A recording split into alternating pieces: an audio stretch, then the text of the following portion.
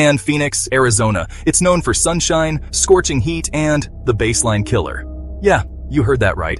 This dude, Mark Goudeau, turned the Valley of the Sun into his own personal hunting ground back in 2005. He was like a real-life boogeyman, preying on innocent people, mostly women. His attacks were brutal, leaving the community in a state of constant fear. This wasn't your average criminal, man. This guy was a straight-up predator. He stalked his victims, waiting for the perfect moment to strike. For almost a year, Goudeau terrorized Phoenix. The city was gripped by a sense of dread, with each new attack adding to the mounting tension. He was linked to 9 murders, but that's just the tip of the iceberg. His crimes were varied and numerous, making it difficult for the police to predict his next move. Assaults, robberies, you name it, this dude was out of control. His reign of terror included a string of violent crimes that left the community reeling. His calling card? Pure, unadulterated violence. Each crime scene was a testament to his brutality, leaving behind a trail of shattered lives. Goudeau wasn't messing around. He was out to hurt people, and he didn't discriminate. Men, women, young, old, no one was safe from his wrath. What made this even scarier was how random it all seemed. There was no pattern, no rhyme or reason to his attacks. You could be walking to your car, pumping gas, just minding your own business, and bam! Out of nowhere, you'd find yourself face to face with pure evil. You become another statistic in the Baseline Killer's reign of terror. The media was all over it, amplifying the fear and anxiety that gripped the city. People were living on edge, man. The fear was palpable. Every shadow, every stranger was a potential threat. The pressure was on the cops like you wouldn't believe. They were working around the clock, desperate to put an end to the nightmare. They had to catch this guy, and they had to catch him fast. The entire city was counting on them to bring this monster to justice. Little did they know, they were dealing with a stone-cold predator, a master of disguise who blended into the desert landscape like a chameleon. His ability to evade capture only added to the terror, making him seem almost unstoppable. Now, let's rewind a bit. To understand the full scope of the terror that Mark Goudeau, the Baseline Killer, unleashed, we need to go back to his roots. Before Goudeau became the Baseline Killer, he was already a bad dude with a notorious reputation. He had a rap sheet that seemed to go on forever, filled with various offenses. We're talking about a criminal history longer than a CVS receipt, and that's saying something. His crimes ranged from armed robbery to assault, and pretty much everything in between. He was a one-man crime wave. The guy was a walking, talking red flag, a danger to anyone who crossed his path. But somehow, despite his extensive criminal record, he managed to fly under the radar for years. He was like a ghost, drifting in and out of prison, never staying long enough to be truly contained. Each time he was released, he reappeared on the streets, ready to unleash a new wave of terror. In 2005, Goudeau kicked his crime spree into overdrive, escalating his violent tendencies. He was like a man possessed, committing more and more brazen attacks with each passing day. His MO was cold and calculated, a chilling display of premeditated violence. He'd stalk his victims, mostly women, watching and waiting for the perfect moment to strike. And then, when they were at their most vulnerable, he'd attack with ruthless efficiency. He'd use zip ties, duct tape, whatever he could get his hands on to subdue them, ensuring they couldn't escape. Then, he'd unleash his fury, a brutal onslaught that left his victims traumatized. Beatings, sexual assaults, shootings, Goudeau was a one-man wrecking crew, leaving a trail of devastation in his wake. What made this even crazier was that he was doing all of this while he was supposed to be on parole for a previous conviction. The system had failed to keep him in check. The system had failed, and Goudeau was free to terrorize Phoenix, leaving law enforcement scrambling to catch up. It was a recipe for disaster, and believe me, disaster was on the menu. The city was plunged into a state of fear and chaos, with everyone wondering who would be next.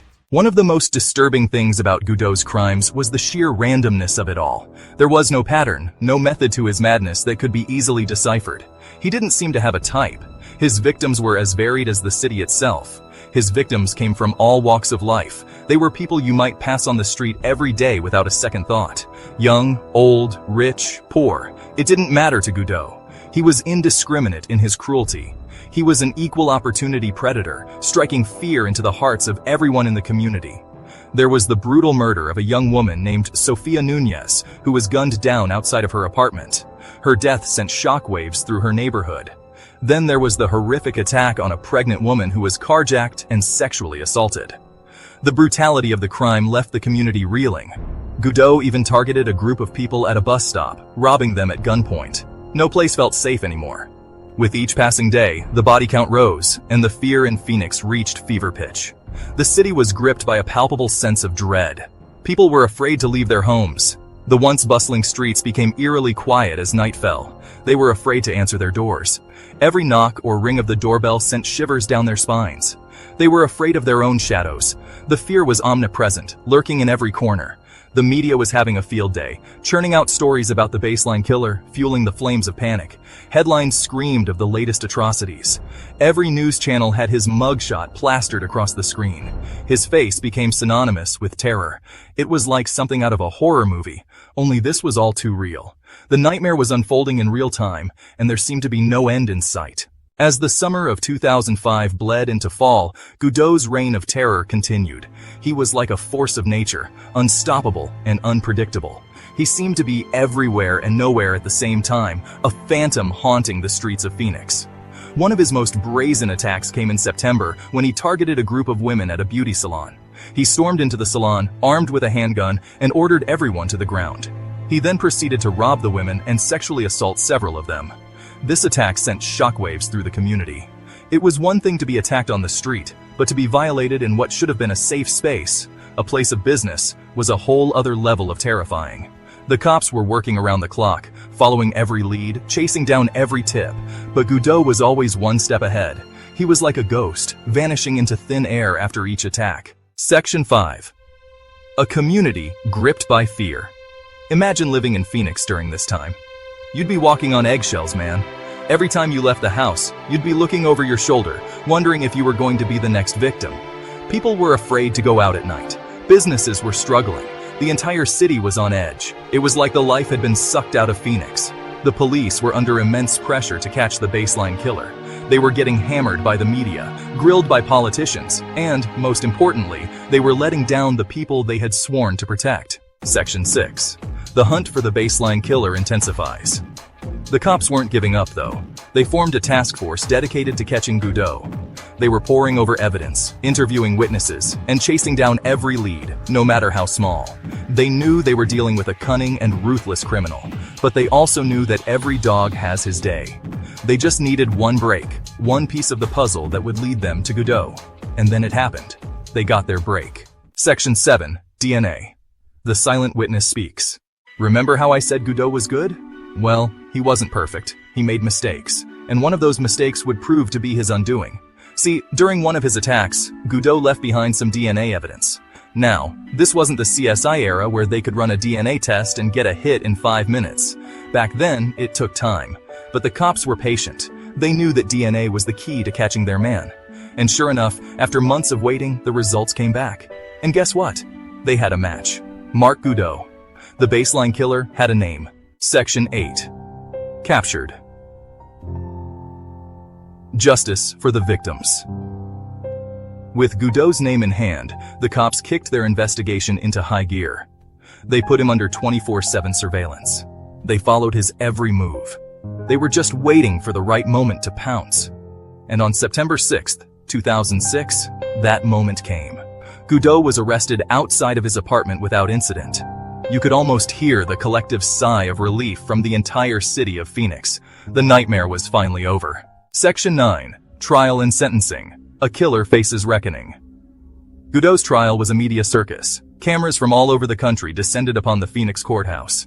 Everyone wanted to get a glimpse of the man who had terrorized their city for so long. The prosecution presented a mountain of evidence against Goudeau. They had DNA, eyewitness testimony, and even Goudeau's own words, caught on tape during a jailhouse phone call. The defense tried to argue that Goudeau was innocent, that he was being framed, but the evidence was overwhelming. After a lengthy trial, the jury reached a verdict: guilty. Goudeau was convicted on all counts and sentenced to death. Justice had been served, but the scars of his crimes would remain forever etched in the hearts of his victims and their families. Section 10. Legacy of Terror. The Baseline Killer's impact. The Baseline Killer case sent shockwaves through Phoenix and beyond. It was a stark reminder that evil can lurk in the shadows, even in the sun-drenched streets of a seemingly peaceful city. Goudeau's reign of terror left an indelible mark on the community. It shattered the sense of security that many people had taken for granted. It forced people to confront the dark side of human nature. But it also brought people together. In the face of tragedy, the community rallied around the victims and their families. They showed strength and resilience in the face of adversity. The Baseline Killer case is a chilling reminder of the importance of vigilance, the need for justice, and the enduring power of the human spirit. And it's a story that will continue to be told for generations to come.